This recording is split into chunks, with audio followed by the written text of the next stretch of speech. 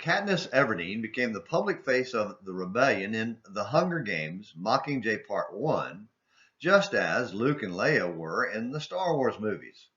Both stories portray the Empire, or Capital, as evil entities that crush all opposition and destroy lives for the good of the people. In both cases, it was really all about the desire of the leader, the Emperor in Star Wars and President Snow in The Hunger Games, to control the lives of others and maintain their positions of power.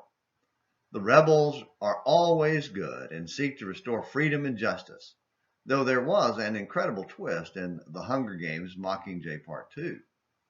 In fictional stories, the writer controls the outcome, but in real life, there's no script writer or director yelling, "Cut!" In real life rebellions, it's often difficult to separate the victims from the villains. In many cases, the rebels are just as evil or even worse than the tyrants they seek to overthrow. Often, the true tyrant is really the rebel leader that's seeking to take over for his or her own personal desire to be in control and establish a position of power.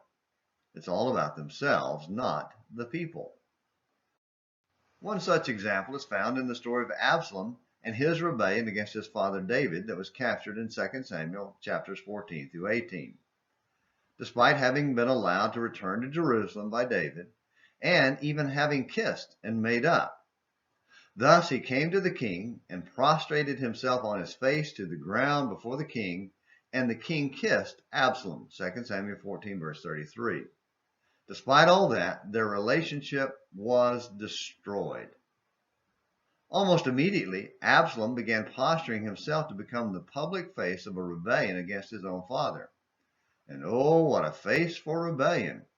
Now in all Israel was no one as handsome as Absalom. So highly praised, from the sole of his foot to the crown of his head, there was no defect in him. 2 Samuel 14, verse 25. But instead of using his movie star beauty and magnetism to praise David as king and support the kingdom of Israel, he began aggressively courting the people for himself. 2 Samuel 15, verses 1 through 6.